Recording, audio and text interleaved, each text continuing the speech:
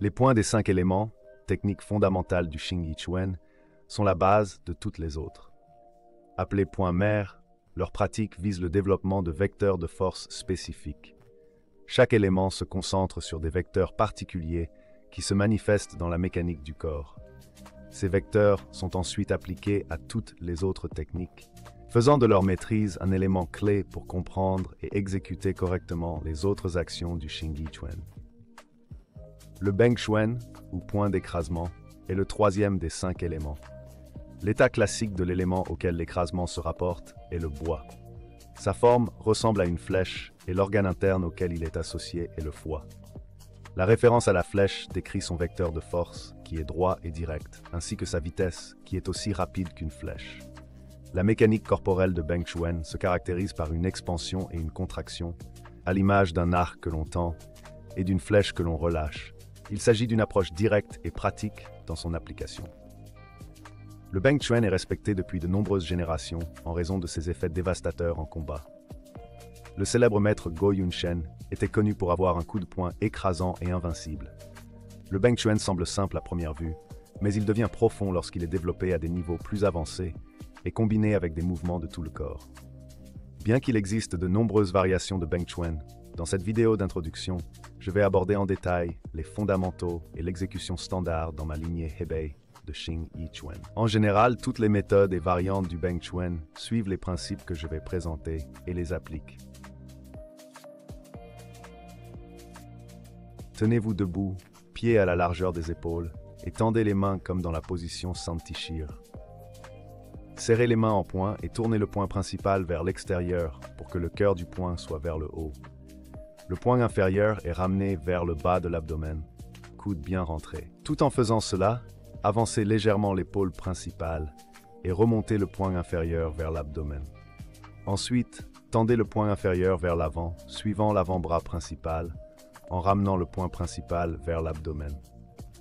Le cœur du poing tourné vers l'intérieur, il est vertical en frappant vers l'avant.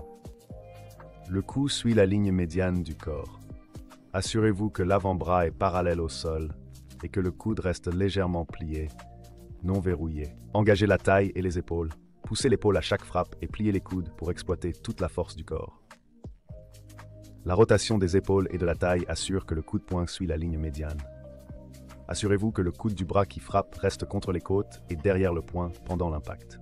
La face du poing est légèrement inclinée vers l'avant pour que l'œil du poing soit orienté vers l'avant et vers le haut. La force se concentre principalement sur les jointures de l'index et du majeur, qui doivent être parfaitement alignées avec l'avant-bras. Assurez-vous également que l'arrière du poing soit bien aligné avec l'avant-bras. Commencez par pratiquer lentement pour vous assurer que vous respectez toutes les exigences nécessaires. Une fois que vous aurez acquis une certaine maîtrise du mouvement, vous pourrez progressivement y ajouter de la vitesse et de la puissance. Puis continuez à vous entraîner sur place. Veillez à utiliser une quantité égale de force dans le poing qui frappe et dans celui qui est ramené vers l'arrière. Le poing doit être bien serré fermement au moment de l'impact. Assurez-vous de maintenir l'inclinaison vers l'avant du point de frappe et évitez de le crocheter vers le haut. Ne forcez pas trop l'inclinaison, mais gardez plutôt un alignement confortable et structurellement solide, en vous concentrant surtout sur les 2 premières articulations. La contre-torsion initiale du corps permet d'emmagasiner et d'accumuler de la puissance cinétique, comme lorsque l'on tire à l'arc. Cela permet également d'augmenter la ligne de mouvement lors de la frappe. Veillez à utiliser la taille et les épaules avec force et ne vous contentez pas d'utiliser le bras seul. Veillez à toujours relever le sommet de la tête et à ne pas s'avachir. Ceci, associé à la rotation des épaules et de la taille, ainsi qu'à la force égale émise par le bras qui frappe et par le bras qui se retire, crée un axe de rotation clair et maintient la trajectoire de la frappe directement sur la ligne médiane. Tout cela contribue à créer une frappe unifiée et optimale de l'ensemble du corps.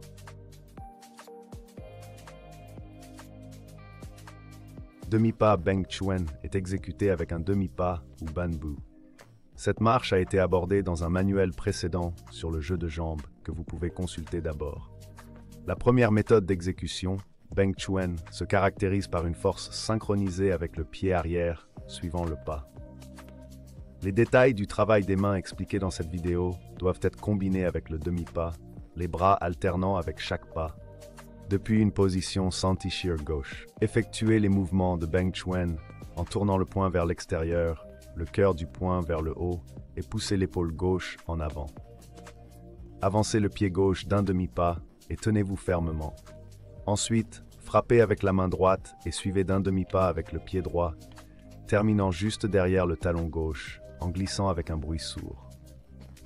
Le poids repose sur la jambe arrière, les deux jambes pliées, le genou droit près de la jambe gauche. La tête est bien relevée et le coude est fermement enfoncé dans le creux du genou gauche, avec le pied arrière qui est légèrement tourné vers l'extérieur.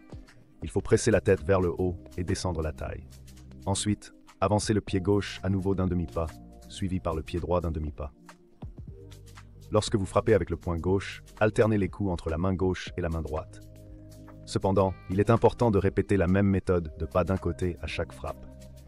Assurez-vous que chaque coup de poing soit suivi d'un pas du pied arrière, de sorte que la main et le pied arrivent ensemble en synchronisation. Le premier demi-pas avec la jambe gauche doit avancer plus loin que la longueur de votre tibia. Le pied arrière doit glisser avec un bruit sourd, pas être levé et frappé. Ce mouvement doit pousser la puissance vers l'avant, pas vers le haut. Utilisez la taille et les épaules à chaque frappe avec une force égale des deux bras. D'abord, faites ce mouvement lentement avec un rythme staccato jusqu'à une bonne coordination du corps.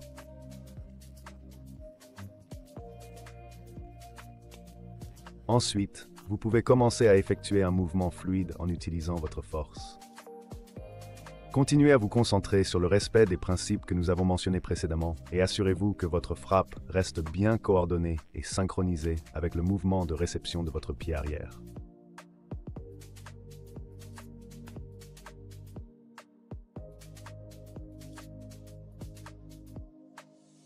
La différence principale entre le Beng Chuen chronométré avec le pied arrière et celui avec le pied avant est la synchronisation du pas et de la frappe.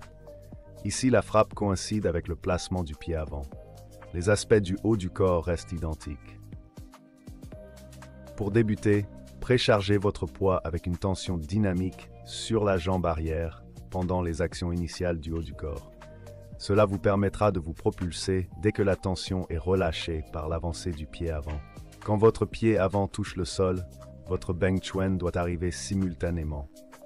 Toute votre masse doit être sur votre pied avant au moment du coup. Ensuite, rentrez vite le pied arrière comme pour un Beng Chuen synchronisé avec lui.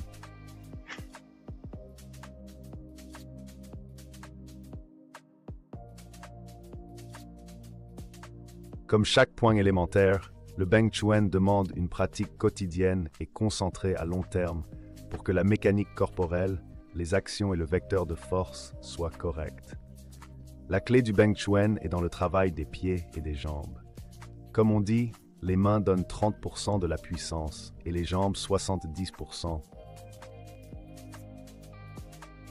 La force du Beng Chuen vient du jeu de jambes qui se transmet au corps et au poing. Quand vous vous entraînez, concentrez-vous sur la précharge et pédalez vigoureusement avec la jambe arrière pour pousser le corps en avant, puis atterrissez vigoureusement sur le pied d'émission. La masse doit être projetée correctement. Utilisez les mouvements et les rotations de la taille et des épaules pour transférer et amplifier la force de votre racine vers l'extrémité de manière cumulative, des jambes à la taille, à l'épaule, au coude et finalement au poing. Ceci est en accord avec les principes des 3 sections. Les détails plus profonds concernant la pratique de Beng Chuen, ses variations et ses applications devraient être obtenus par transmission directe en apprenant auprès d'un professeur authentique. J'ai présenté les 2 versions principales du Beng Chuen demi-pas, les plus courantes dans les lignes de Xing Yi Chuen du Hebei. Les détails de cette vidéo d'introduction vous aideront à débuter ou corriger votre pratique.